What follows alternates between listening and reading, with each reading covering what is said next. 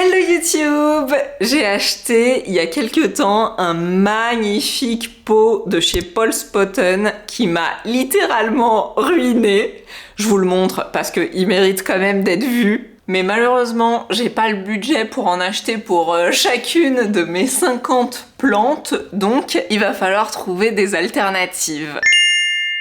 J'ai trouvé ce printemps des gros pots de fleurs pour mettre mes plantes, donc il y a différentes tailles et les prix ça va de 3 à 10 € pour les plus gros. Ceux-là, c'est la même collection que le gris que je vous avais montré lors de mon plan de tour. Ils viennent de chez Action, donc ils existent en plusieurs tailles. Moi j'ai pris des comme ça. Alors sur les couleurs, il n'y avait pas énormément de choix par contre, donc j'ai pris ce que j'ai trouvé, hein, même si je suis pas forcément fan, mais on en parlera un petit peu plus tard. Donc des petites cette taille-là. Ceux-là, ils font 25 cm de diamètre. Donc c'est quand même déjà une bonne taille de pot. Je crois que c'est même plus grand que les pots bleu turquoise Hello que j'avais acheté il y a quelques années. Et puis ça, c'est le plus gros que j'ai trouvé. Donc celui-ci, il fait 40 cm de diamètre. Donc comparativement, il est vraiment énorme. Et je vais aller vous chercher le gris. Comme ça, on peut comparer la taille parce que je crois qu'il est un petit peu intermédiaire. Celui-là, il fait 30 de diamètre. Donc il est un petit peu plus grand que les 25. Mais bizarrement, quand même beaucoup plus petit que le très très gros. Ça aurait été peut-être pas mal d'avoir un qui faisait 35. En tout cas, celui-ci, cette taille-là et même ce coloris-là, je les ai pas retrouvés cette année. Cette année, il y avait que le choix entre du gris foncé ou du beige. Et puis, donc ça, c'était pour ceux qui sont un peu cannelés. Et hop, du coup, ils s'empilent tous les uns dans les autres. Et j'ai trouvé aussi cette version-là. Alors, celui-là, je l'ai trouvé chez Action, mais ils avaient aussi le même chez Lidl. Et de Lidl, j'ai acheté celui-ci. Donc, c'est la même collection. Et après, pareil, ils avaient les deux versions en gris, anthracite, noir, enfin foncé comme ça, et en beige sable. En fait, dans le magasin, ça m'avait pas l'air si grand. Et quand je suis arrivée à la maison et que j'ai comparé par rapport à la taille des plantes que je voulais rempoter, ben c'est quand même des trucs énormes. Surtout celui-là. Il est vraiment, vraiment énorme. Je crois que je me suis un peu enflammée. Et ça, c'est quoi? C'est 39 de diamètre. Ah ouais, donc finalement, il n'est pas beaucoup plus énorme que celui-ci, mais il a l'air quand même parce qu'il est un peu plus profond. Comme vous vous en doutez sûrement, j'étais pas très fan des couleurs, hein, parce que bon, ils sont dans les tons beige et puis des gris qui sont pas extraordinaires.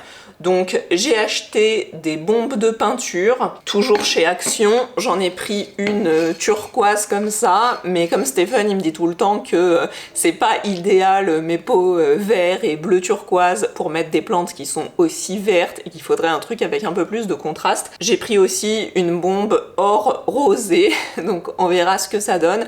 Moi je suis pas forcément très fan de peindre des trucs sur des matériaux type plastique ou métal. J'ai l'impression que la peinture ça tient pas super bien, mais bon, on va essayer. Je sais qu'il y en a beaucoup d'entre vous qui me suggèrent à chaque fois qu'il y a un truc avec une couleur qui me plaît pas de repeindre et de bomber, et vous m'avez dit que les bombes Action elles sont pas mal du tout, donc on va tester ça. Moi en général j'achète mes bombes, vous savez, dans les magasins qui sont spécialisés pour le graffiti parce qu'ils ont vraiment beaucoup de choix de couleurs. Par contre en termes de prix c'est un tout petit peu plus cher, je crois que c'est autour de 4-5 €, alors que celles-ci elles étaient un petit peu moins chères, genre 2-3 €, mais bon, pas de grand chose. Par contre le seul truc c'est que je suis en train de me dire que je ne sais pas où est-ce que je vais pouvoir me mettre pour utiliser les sprays, parce que j'ai pas forcément envie de pourrir toutes les pièces qui sont déjà terminées dans l'appartement. Finalement, j'ai trouvé ce petit spot tout au fond du balcon, avec des cartons pour protéger, c'est nickel.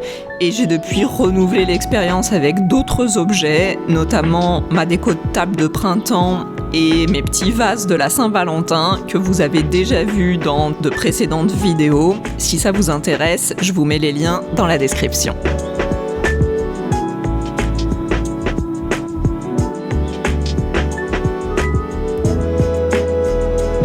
suis contente, hein, ça rend pas mal du tout cette couleur rose argenté brillant. Et du coup, j'en ai fait deux, le grand et le petit, pour avoir un set et peut-être mettre deux plantes l'une à côté de l'autre comme ça dans les deux pots de la même couleur. Je suis vraiment hyper contente. En fait, je me suis dit que ça pourrait être sympa aussi. Je sais pas trop comment c'est faisable avec des bombes. Peut-être que vous savez, dites-moi dans les commentaires. Mais je trouverais ça cool éventuellement de faire un genre de dégradé sur ces pots. Peut-être une base un peu sombre, genre bleu ou violet, et puis que ça remonte et que ça parte sur du rose sur le haut du pot. Enfin, en tout cas, à mon sens du moins, ils sont beaucoup plus beaux que ce qu'ils étaient au départ quand ils étaient beiges.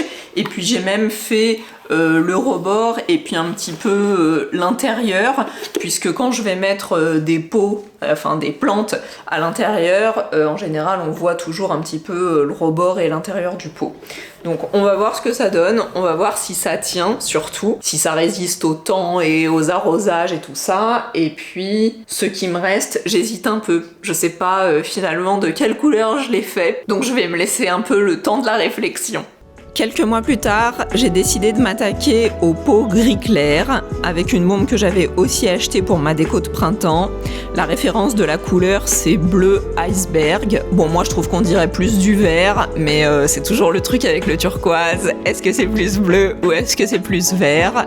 Chacun sa perception. En tout cas, ce pot-là, j'ai voulu essayer de le peindre à l'envers pour voir justement si j'arrivais à faire un effet dégradé. Et après, je me suis dit que je m'y étais mal prise. Je crois que j'étais pas encore tout à fait prête pour me lancer dans quelque chose de trop complexe. En plus de ces nouveaux pots, il me fallait aussi des nouveaux tuteurs. Donc j'ai passé les derniers jours à imprimer plein de nouveaux tuteurs en 3D. En commençant par ceux-là, je vous avais dit qu'il fallait que j'en réimprime pour mon petit Oya. Je sais pas si vous allez le voir, il est derrière moi là sur la plantagère. Et à la base, je lui avais fait un tuteur exactement comme ça, le même mais en blanc. Je trouve que le blanc est un peu trop visible, donc cette fois j'ai décidé de les imprimer en noir.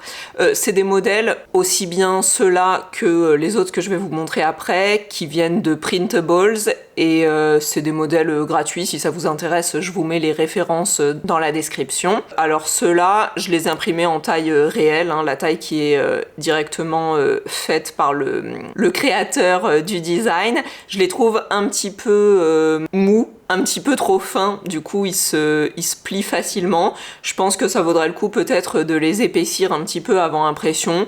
Moi ce que je vais faire, c'est que je vais mettre les deux dans le même pot. Alors j'hésitais peut-être à les mettre ensemble pour faire un genre de forme comme ça, un genre de totem, ou alors peut-être les mettre à des endroits disséminés pour pouvoir faire grimper toute la plante dessus.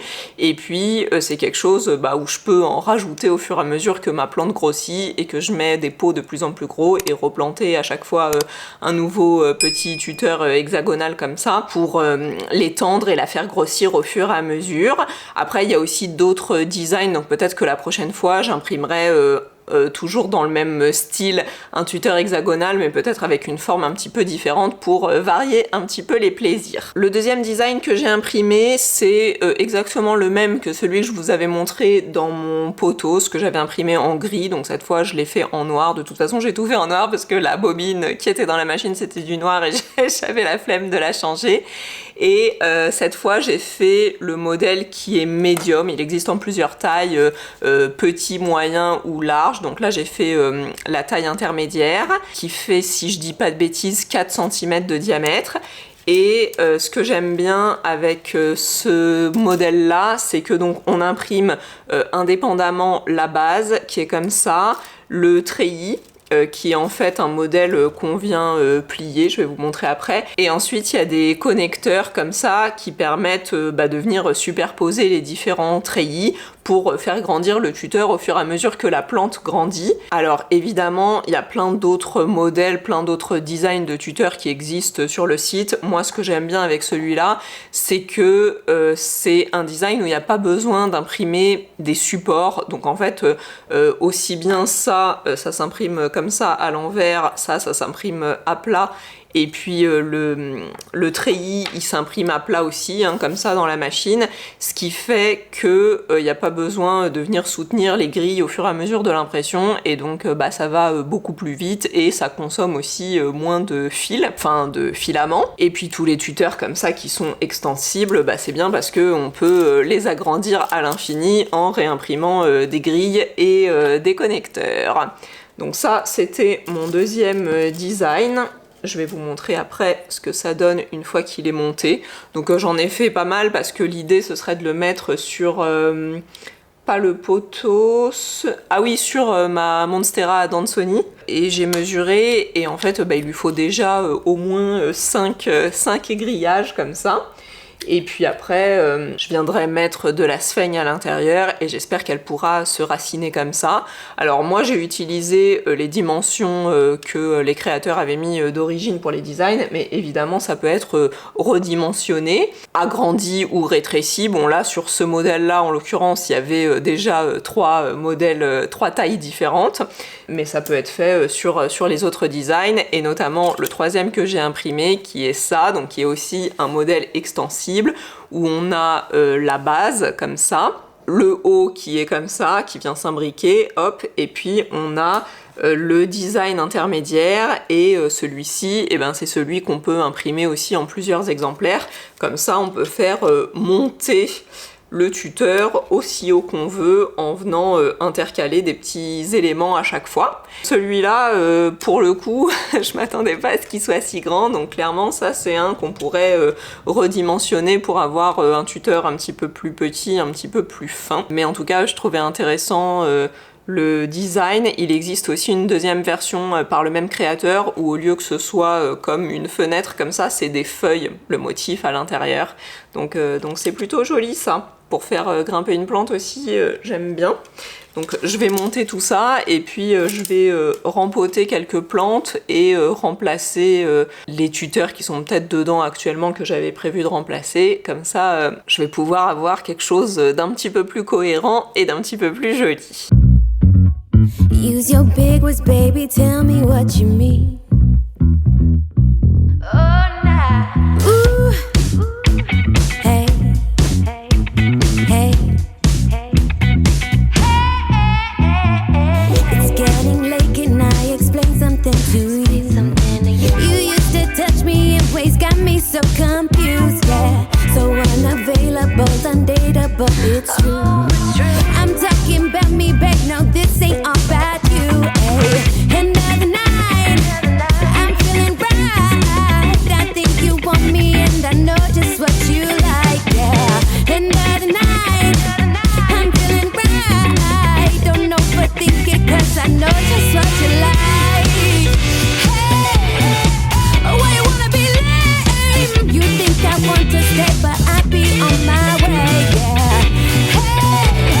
J'ai mis du temps à me motiver, mais j'ai finalement réussi à enfin mettre sur tuteur ma Monstera Adansonii. Elle est un petit peu moins haute que prévu parce que je l'avais bouturée entre temps. Et le tuteur tient pas super bien. À certains endroits, j'ai dû fixer avec des petits fils de fer pour pas que les différentes pièces se détachent. Mais le résultat est pas trop mal. J'ai rajouté aussi des petites boutures que j'avais faites, du moins celles qui étaient en pas trop mauvais état et qui ont survécu, parce que pour tout vous dire, je les ai un peu oubliées cet hiver, donc il y en a plein qui ont séché par manque d'eau. Mais j'ai repris les plus belles pour les mettre avec et on verra bien ce que ça va donner. On a aussi remplacé les plantagères qui étaient ici par ce grand meuble derrière le canapé. Ça, normalement, vous l'avez vu quand on a installé le meuble télé dans le salon. Si c'est pas le cas, je vous remets la vidéo dans le petit i. En tout cas, depuis qu'on a ce meuble banc, les plantes elles ont beaucoup plus de lumière que dans l'angle du mur ici. Elles sont beaucoup plus contentes, elles se portent beaucoup mieux. Franchement, elles kiffent, donc c'est trop bien. Et puis, j'ai utilisé le pot rose pour mettre mon ficus. J'avais rempoté 3 branches, 3 tiges de ficus dans un pot en terre cuite et je sais pas pourquoi, chez moi la terre cuite ça fonctionne pas hyper bien. Donc je me suis dit que ce pot là, et bah il rendrait bien, il est pile poil de la bonne taille pour recouvrir mon pot en terre cuite. Et au moins comme ça, bah j'ai plus de scrupules à l'arroser, je sais que l'eau va pas sortir par tous les trous du dessous et j'ai pas de petite soucoupe à mettre, ce qui est quand même beaucoup plus joli je trouve quand c'est posé sur un meuble. Pour le moment, j'ai laissé les très gros pots en attente parce que j'ai pas encore eu le courage de rempoter les très grosses plantes, notamment la grande Monstera qui est au fond, et puis je me tâte encore un peu voir sur les couleurs si je me motive à tenter des trucs ou pas. Je me dis que finalement ce serait peut-être plus intelligent de tester d'abord sur des plus petits pots pour voir si j'arrive à faire une sorte de dégradé ou un truc un petit peu plus évolué que juste peindre tout le pot de la même couleur. Donc je suis retournée chez Action, j'ai racheté des petits pots qui sont exactement de la taille de celui que je viens de vous montrer que j'ai déjà peint en rose. C'est des 25 cm de diamètre, j'aurais voulu un petit peu plus petit. J'ai l'impression que pour mes plantes, la taille 18 c'est vraiment l'idéal et en fait ben j'en ai pas trouvé dans cette collection. Dites-moi s'il y en a dans les Actions près de chez vous. En tout cas il y avait toutes les autres tailles que je vous ai montrées en début de vidéo, donc ils les refont chaque année avec exactement les mêmes couleurs. J'ai l'impression que ça dépend un peu aussi des arrivages et de à quel moment on y va, parce qu'il n'y en avait pas forcément plus au début du printemps et ils en ont reçu au fur et à mesure, et j'en ai trouvé aussi d'autres. Je vais pas vous les montrer aujourd'hui, je garde un petit peu de suspense parce que ben de toute façon j'ai pas la motivation de rempoter tout maintenant, donc ça va se faire un petit peu au fur et à mesure de la saison printemps-été. En tout cas, je suis trop contente parce que je me suis aussi motivée à rempoter des trucs sur le balcon, et notamment j'avais laissé des grandes jardinières en attente où j'avais rien mis à l'intérieur. Et j'ai mis des plantes que j'avais, qui étaient sur le balcon, soit dans des plus petits pots, soit qui étaient un peu en train de dépérir parce que je m'en étais pas trop occupée. Donc j'ai fait un bac avec plusieurs boutures de misère. Bon, je viens de le faire il y a quelques jours, donc pour l'instant c'est pas ouf, mais je pense que ça va petit à petit remplir l'intégralité du bac. Et puis à côté, un bac avec mes succulentes. Elles étaient chacune dans des pots séparés, elles commençaient à prendre pas mal de place, donc je me suis dit que j'allais les mettre en jardinière, et puis on verra bien ce que ça va donner. Bon, par contre, j'ai utilisé du terreau pour cactus, et il disait sur l'emballage du terreau d'attendre quelques jours avant d'arroser, et évidemment, depuis que je les ai mise en jardinière, il ne fait que de pleuvoir, donc le terreau est complètement trempé. Je croise les doigts, j'espère que ça va quand même bien se passer, et sinon bah ça sera l'occasion de refaire de nouvelles tentatives. Ceci dit, les choses que j'avais expérimentées l'été dernier sur le balcon, ça a plutôt bien fonctionné. En tout cas, j'ai quand même pas mal de plantes et de fleurs qui ont repoussé cette année, donc je suis plutôt contente. Si ça peut vous inspirer, je vous remets la vidéo juste ici. Si ça vous dit aussi de fleurir votre balcon, moi je vous fais des bisous et je vous retrouve très bientôt pour une prochaine vidéo.